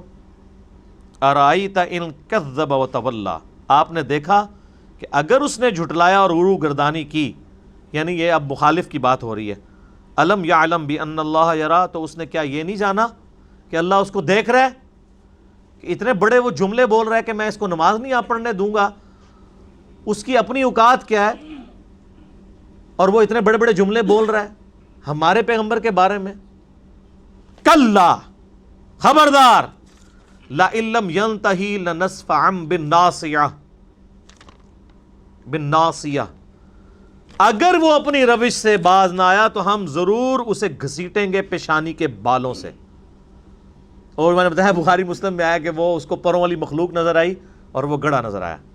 ناصیۃ کاذبہ، وہ پیشانی جو جھوٹی اور خطا کار ہے۔ فلیدعو نادیہ، پس وہ بلا لے اپنے ہم نشینوں کو، جس کو مدد کے لیے بلانا چاہتا ہے بلا لے۔ جب ہم اسے پکڑیں گے تو کچھ چھڑا نہیں سکے گا۔ تو وہ تو خیر بڑا سمجھدار تھا نا، آپ کو پتا ہے ابو الحکم اس کا نام تھا، حکمت کا باپ۔ اس نے پھر کوشش ہی نہیں کی، جب وہ آگے بڑھا تو بخاری مسلم کے الفاظ ہیں، ایک گڑھا نظر آیا، صحیح مسلم میں زیادہ ڈیٹیل ملتی ہے، اور اس میں اس کو پروں والی مخلوق نظر آئی، وہ بھاگ گیا۔ اس نے پھر نبی علیہ السلام کے ساتھ بدتمیزی نہیں کی۔ اچھا کتنی حیران کن بات ہے، یہ کچھ دیکھ کے بھی ایمان نہیں لایا وہ، ہائے ہائے ہائے، یہ بات سوچنے والی ہے۔ تو آج بھی ایسے ہی ہو رہا ہے، آپ لوگوں کو قرآن حدیث دکھائیں لوگ نہیں مانتے، تو پھر پریشان نہ ہوا کریں۔ پیغمبر کی موجودگی میں سمجھانے والا پیغمبر ہو، دکھانے والا اللہ ہو، پھر بھی بات سمجھ نہ آئے تو ہم اگر کسی کو بخاری مسلم سے نماز کا طریقہ دکھا دیں اور وہ نہ مانے، کوئی ٹینشن والی بات نہیں ہے۔ نہ ہم پیغمبر سے زیادہ یعنی پرہیزگار یا کریکٹر والی شخصیت ہو سکتے ہیں، اور نہ اللہ سے بڑھ کے سمجھا سکتے ہیں۔ تو جن لوگوں کو ٹینشن پڑ جاتی ہے جو بڑا سمجھائے لوگ نہیں سمجھتے، کھزمانو کھان نہیں سمجھتے، دفاعوں۔ قرآن میں بار بار اس لیے وما علینا الا البلاغ، آپ کا کام صرف پہنچانا ہے، منوانا آپ کا کام نہیں ہے۔ سورہ بقرہ میں ہم آپ سے نہیں پوچھیں گے لوگ دوزخ میں کیوں چلے گئے، خود گئے ہیں، آپ کا کام صرف بتانا تھا، نہیں مانا تو جائیں۔ اللہ بے پرواہ ہے، بلا لے مدد کے لیے جس کو بلانا ہے۔ سندع الزبانیہ، ہم جہنم کے فرشتوں کو لے آئیں گے۔ وہ کوئی فرشتہ ہی تھا جو چیر پھاڑ کے لیے اس کو مخلوق کے طور پہ نظر آیا۔ کلا، ہاں ہاں، لا تطع واسجد واقترب، اے نبی صلی اللہ علیہ وآلہ وسلم اس کی کوئی بات نہ سنیے، آپ اپنے رب کے حضور سجدہ کیجئے اور اپنے رب کے قریب تر قریب ہوتے چلے جائیے۔ آیت سجدہ ہے۔ اللہ اکبر۔ اس سجدے میں ماتھا زمین پہ رکھنا شرط نہیں ہے، ٹو باؤ ڈاؤن ہے۔ میں نے سجدہ تلاوت کے احکامات پہ مسئلہ 115 ڈیٹیل ریکارڈ کروایا ہے، جس میں نے کئی احادیث پیش کی ہیں صحیح بخاری سے۔ عبداللہ ابن عمر رضی اللہ تعالیٰ عنہ جب بیٹھے ہوتے تھے سواری پہ، بغیر وضو کے قرآن پڑھ رہے ہوتے تھے، اور اس دوران جب سجدہ آتا تھا تو بس صرف سر جھکا کے ٹو باؤ ڈاؤن کر لیتے تھے۔ تو اس کے لیے نہ تو وضو ہونا شرط ہے آیت سجدہ کے لیے، اور نہ زمین پہ ماتھا رکھنا شرط ہے، بس صرف سر تسلیم خم کرنا ہے، یہ کافی ہے، وہ اعلیٰ ترین درجہ ہے۔ ڈاکٹر اسرار صاحب رحمہ اللہ بیان القرآن کے دوران جب کبھی بھی آیت سجدہ آتی تھی تو وہ اپنی ویڈیو کو رکوا کے زمین پہ اتر کے سجدہ کرتے تھے۔ ظاہر بیچارے انفیوں میں بیٹھے ہوئے تھے، تو انفی تو یہ مسئلے سمجھتے ہی نہیں ہیں، انہوں نے قرآن حدیث تو پڑھنا نہیں ہوتا۔ ابھی ہوتے تو میں ان کو ریکویسٹ کرتا کہ سر آپ بھی میری طرح یہ کام کرتے رہتے، کم از کم یہ مسئلہ تو لوگوں کو سمجھ آ جاتا، ٹھیک ہے۔ لوگوں نے تو سجدے سنبھال کے رکھے ہوتے ہیں، اور میری دادی ماں بھی اکثر پوچھ رہی میرے تے اینے قرآن ہوئے تے انہوں 14 نظر اینے سجدے نے میں کڈنے نے، او میں جی جتھے بہ کے پڑھ رہے ہوں دو تھی کڈ لیا کرو۔ اب بوڑھی عورت جو نماز بھی اشاروں سے پڑھتی ہوں یا کرسی پہ بیٹھ کے، ان کے لیے سجدے کڈنا، سجدے تھلے ہی جا کے کڈ دے رہے، حالانکہ یہ کوئی سنت نہیں ہے۔ سنت تو یہ ہے کہ جب آپ بیٹھے ہوئے ہیں تو آپ نے صرف سر جھکانا ہے۔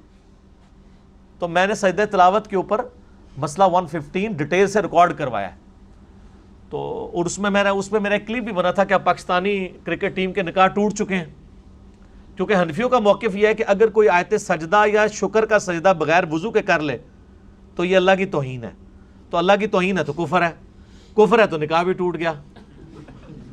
تو پاکستانی ٹیم تو جب کبھی جیت جائے بیچاری مشکل سے، زیادہ تر تو ہار ہی رہی ہے، تو وہ تو اسی ٹائم سجدے میں گرتے ہیں، سینچری کرے سجدے میں جاتے ہیں، تو وضو تو نہیں کیا ہوتا۔ تو میں نے اس پہ کہا تھا کہ پاکستانی ٹیم کے نکاح ٹوٹ چکے ہیں۔ ہاں جی، حنفیوں کے نزدیک ٹوٹ چکے ہیں، وہ بیچارے اگر خود حنفی ہیں تو ان کے نکاح ٹوٹ چکے ہیں جناب۔ تو اب یہ نہ ہو کہ آندھا وہ سجدہ کرنا ہی چھوڑ دیں، سجدہ آپ کریں، آپ کا مسئلہ غلط ہے۔ آیت سجدہ پہ سجدہ یا شکر کا سجدہ بغیر وضو کے ہو سکتا ہے، اور اس پہ قبلہ رخ ہونا بھی شرط نہیں ہے، ٹھیک ہے۔ اس کو چھوڑ دیں، اس سے بڑی چیز ہے بخاری مسلم میں کہ نبی علیہ السلام صرف فرض جو ہے زمین پہ ادا کرتے تھے، باقی ساری نماز ایون وتر بھی اور سنتیں، جس کو سنت موقدہ ہم کہتے ہیں، ویسے حدیث میں تو نوافل ہیں، وہ اپنی سواری پہ ادا کرتے تھے، اور اس چیز کی پرواہ نہیں کرتے تھے کہ سواری کس طرف مڑ رہی ہے، یعنی قبلے کا اہتمام بھی نہیں کرتے تھے۔ قبلے کی اہتمام کی شرط جو ہے وہ صرف فرض نماز کے لیے۔ ایک بندہ گاڑی میں بیٹھا ہے، بس میں بیٹھا ہے، ٹرین میں بیٹھا ہے، جدھر مرضی جا رہا ہے وہ نفل جتنے مرضی پڑھے، اور وہ نفل بیٹھ کے پڑھنا سنت ہے وہاں پہ۔ یہ نہیں ہے کہ آپ نے 4 بندوں کی سیٹ خالی کرانی ٹرین میں، پوری برتھ خالی کرا کے لوگوں نے مصیبت ہی پا دینا ہے، بیٹھ کے نماز پڑھیں۔ اور ابو داؤد میں حدیث ہے، نبی علیہ السلام جب اونٹ پہ بیٹھ کے نماز پڑھ رہے ہوتے تھے تو رکوع اور سجدہ سر کے اشارے سے کرتے تھے، بس صرف قیام کر لیا، رکوع کے لیے اس میں الفاظ ہیں رکوع کے لیے تھوڑا جھکتے اور سجدے کے لیے تھوڑا زیادہ، اور خود نہیں، صرف سر کا اشارہ۔ یہاں تو مسجدوں کے اندر انہوں نے کرسیاں رکھی ہوئی ہیں، وہ پورا سجدہ کرتے ہیں، یہ تو بدعت ہے، یہ کٹوائیں۔ سجدہ گاہ تو آپ سامنے رکھ ہی نہیں سکتے اس طریقے سے۔ بیٹھے ہوئے شخص نے جب نماز پڑھنی ہے، رکوع اس نے یوں کرنا ہے اور سجدہ یوں، بس کمر بھی نہیں جھکانی، سر کے اشارے سے۔ وہ کوئی شاید تو صحیح بھی دسی ہے کسی نے، داڑیاں چٹیاں ہو گئی نے تہاڈیاں، اللہ دے بندے ہو، تے اے تانوں کہانیاں کرا کرا کے پورا دین دا انہوں نے ہر شے پٹھی دسی تانوں۔ تو یہ آیت سجدہ تھی، اور آپ دیکھیں اس میں نبی علیہ السلام کو حکم دیا جا رہا ہے آپ سجدہ کریں اور اپنے رب کے قریب ہوتے جائیں۔ صحیح مسلم میں حدیث ہے، نبی صلی اللہ علیہ وآلہ وسلم نے فرمایا انسان اللہ تعالیٰ کے حضور نماز کی حالت میں سب سے قریب اپنے رب کے اس وقت ہوتا ہے جب وہ سجدے کی حالت میں ہوتا ہے، لہٰذا سجدے میں خوب دعائیں مانگا کرو۔ اور بخاری مسلم میں حدیث ہے، جب یہ سورہ النصر نازل ہوئی نا، اذا جاء نصر اللہ والفتح، اس کے اینڈ پہ کیا آتا ہے کہ اے نبی علیہ السلام اپنے رب کے حضور استغفار کیجئے۔ تو جب یہ آیات نازل ہوئی تو بخاری مسلم کے الفاظ ہیں، آپ علیہ السلام رکوع اور سجدے میں سبحان ربی العظیم سبحان ربی الاعلیٰ کے ساتھ یہ بھی پڑھا کرتے تھے، سبحانک اللہم ربنا وبحمدک اللہم اغفر لی، یعنی یہ دعا مانگا کرتے تھے. اور دعائیں بھی، آپ قرآنی دعائیں بھی مانگ سکتے ہیں.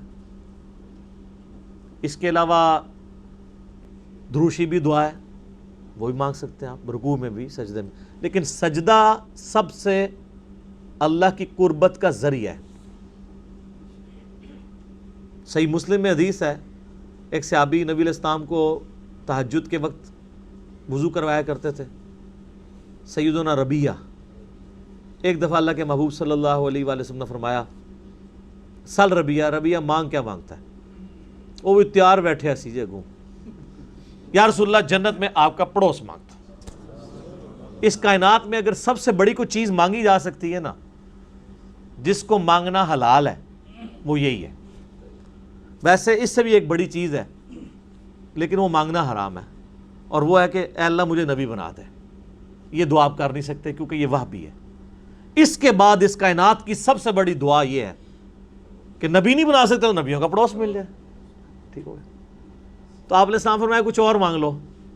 ان کا نہیں یا رسول اللہ یہی چاہیے. تو آپ نے کیا فرمایا؟ پھر کثرت سجود سے میری مدد کر، یعنی نفلی عبادتوں میں استقامت کر، میں اللہ سے دعا کروں گا تجھے یہ مل جائے گا.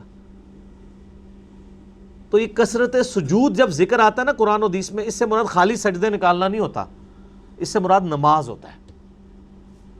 جیسے وَارْكَعُوا مَعَ الرَّاكِعِينَ، رکوع کرنے والوں کے ساتھ رکوع کرو. تو اس سے مراد یہ نہیں ہے کہ صرف رکوع ہی کرنا ہے، یعنی باجماعت نماز پڑھنی ہے. یہ ایک لنگوسٹک میں بات ہو رہی ہوتی ہے، اشارتاً ایک بات ہو رہی ہوتی ہے، محاورتاً بات ہو رہی ہوتی ہے. کثرت سجود سے میری مدد کر. اور وہ جو حدیث ہے بخاری میں، حدیث قدسی، نبی صلی اللہ علیہ وآلہ وسلم فرمایا کہ اللہ تعالیٰ فرماتا ہے میرا بندہ میرا قرب سب سے زیادہ اگر کسی چیز سے حاصل کر سکتا ہے تو وہ فرائض ہے، 5 وقت کی نماز، روزہ، زکوٰۃ، حج. اور اس کے بعد جب وہ نفلی نمازوں میں استقامت اور کثرت اختیار کرتا ہے نا، تو میں اس کے ہاتھ بن جاتا ہوں جس سے وہ پکڑتا ہے، میں اس کے پاؤں بن جاتا ہوں جس سے وہ چلتا ہے، میں اس کے کان بن جاتا ہوں جس سے وہ سنتا ہے، میں اس کی آنکھیں بن جاتا ہوں جس سے وہ دیکھتا ہے.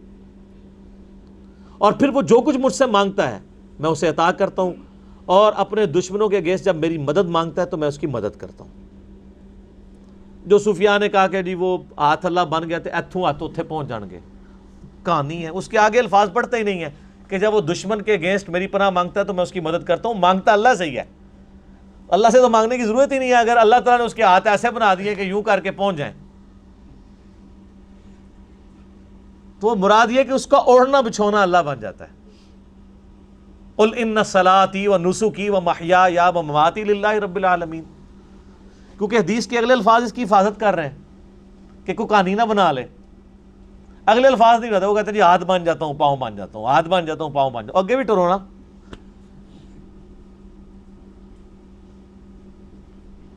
اور اس کے پھر اینڈ پہ الفاظ ہیں کہ مجھے کسی کام میں تردد نہیں ہوتا.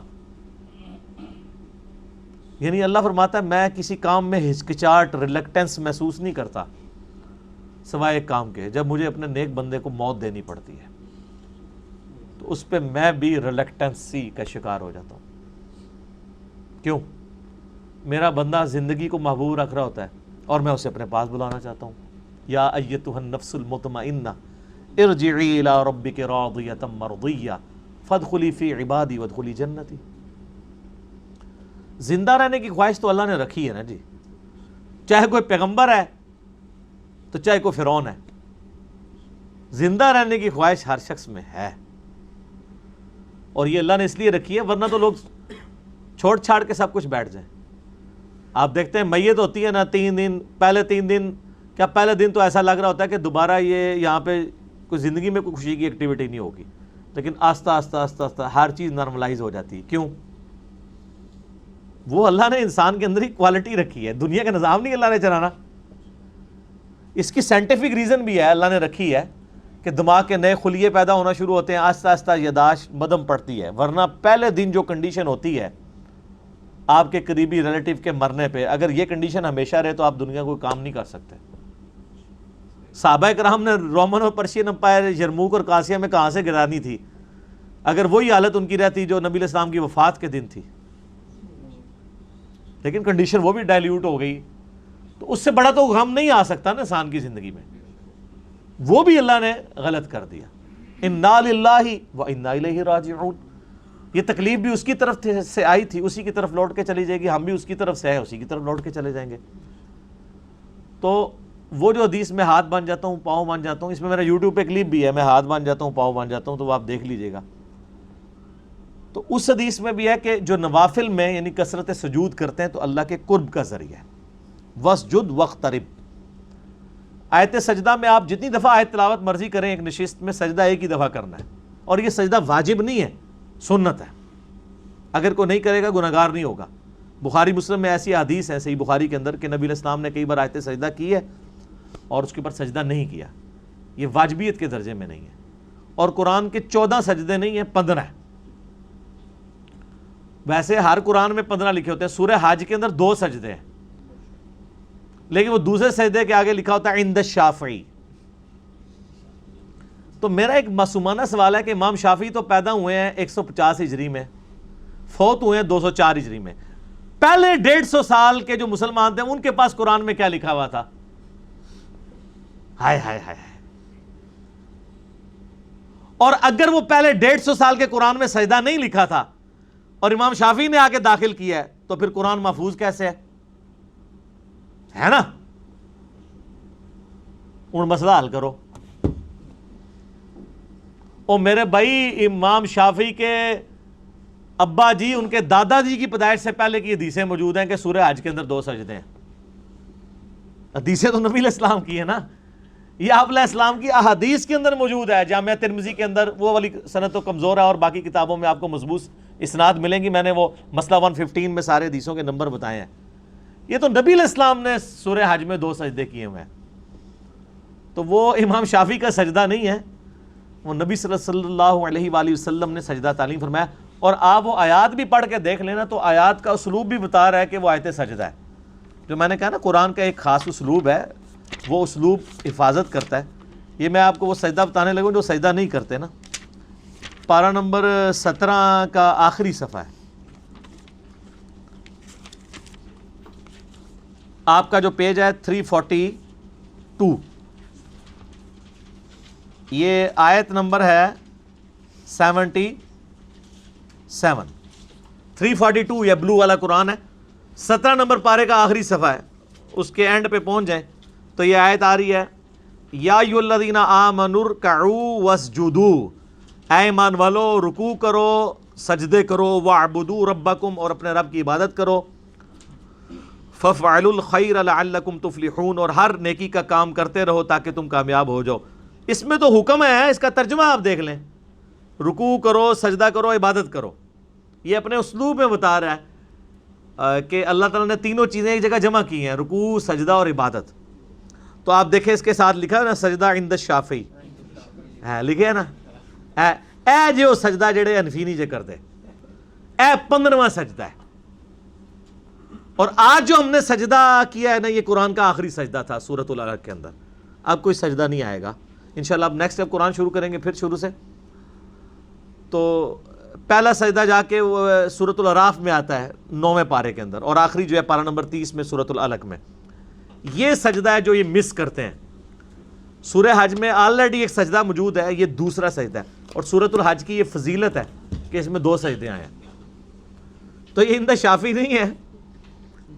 میں نے بلکہ وہ شیعہ کا بھی چھپا ہوا قرآن دیکھا نا، تو وہ سیم یہی قرآن چھپا ہے، ادھر بھی عند شافعی لکھا ہوا تھا. تو میں نے کہا یار آپ لوگوں کو تو چلو سنیوں کو تو ویسے ہی کوئی مت نہیں ہے، آپ لوگوں کو تو سمجھ ہونی چاہیے کہ یار امام شافعی سے پہلے امام جو ہیں وہ امام باقر گزرے ہیں، امام جعفر گزرے ہیں. آپ فقہ جعفری ان کی طرف منسوب کرتے ہیں. امام جعفر کے بیٹے تھے امام موسیٰ کاظم. امام موسیٰ کاظم کے صحابی ہیں حضرت امام شافعی. یہ صحابی وہ والا نہیں، یعنی صحبت کرنے والے.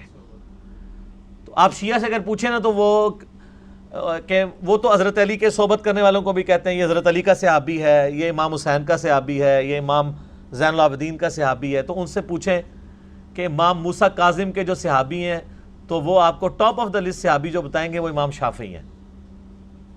ٹھیک ہے، اسی لیے امام شافعی نے وہ شعر بھی کہا نا، ان کان رفضا حب آل محمد فلیشہد الثقلان انی رافضی. اگر بالفرض اہل بیت کی محبت کا نام رافضی ہونا ہے تو تم گواہ ہو جاؤ کہ میں رافضی ہوں، کیونکہ امام شافعی شاگرد تھے امام موسیٰ کاظم کے.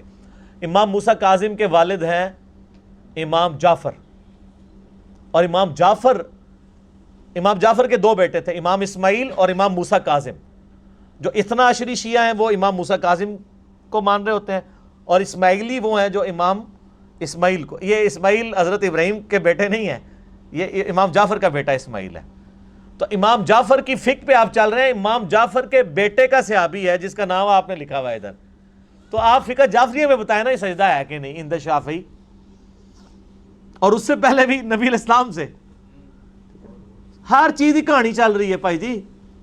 اب جب وہ کہانیاں ڈسکور ہوتی ہیں نا، وہ کہتے ہیں یار علی دے پٹھیاں پٹھیاں گلاں کرتا ہے. میں پٹھیاں گلاں پٹھے کام تسی پا کے گئے ہو. میرا ایک یوٹیوب پہ کلپ بھی ہے، انجینئر محمد علی مرزا گندی مکھی. میرے پہ سوال آیا تھا کہ آپ جیسے مکھی گند پہ بیٹھتی ہے نا، آپ ہمیشہ گند پہ بیٹھتے ہیں. تو میں نے اس کا جواب دیا تھا کہ میں اس کو ایکسیپٹ کرتا ہوں، صرف یہ بتا دیں یہ گند پھیلایا کس نے تھا.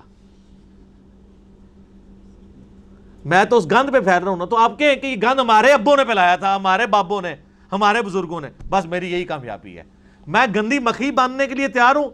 آپ کہتے ہیں یہ سارا گند ہمارے بزرگ کر کے گئے تھے، تو میری یہی تو کامیابی ہے. یہی تو آپ کو منوانا چاہتا ہوں میں کہ گند انہوں نے کیا تھا. تو لوگ پھر مجھے گندی مکھی نہیں کہیں گے، وہ کہیں گے گند تو آپ کے بزرگوں نے کیا. یہ تو صاف کر رہا ہے اللہ کے فضل سے. اللہ تعالیٰ سے دعا ہے جو حق بات میں نے کہی اللہ تعالیٰ ہمارے دلوں میں راسخ فرمائے. اگر جذبات میں میرے منہ سے غلط بات نکل گئی اللہ تعالیٰ ہمارے دلوں سے معاف کر دے. ہمیں کتاب و سنت کی تعلیمات پر عمل کر کے دوسرے بھائیوں تک پہنچانے کی توفیق عطا فرمائے. اللہم صلی علی محمد وعلی آل محمد کما صلیت علی ابراہیم وعلی آل ابراہیم انک حمید مجید. اللہم بارک علی محمد وعلی آل محمد کما بارکت علی ابراہیم وعلی آل ابراہیم انک حمید مجید. سبحانک اللہم وبحمدک اشہد ان لا الہ الا انت استغفرک واتوب الیک وما علینا الا البلاغ المبین. جزاکم اللہ خیر.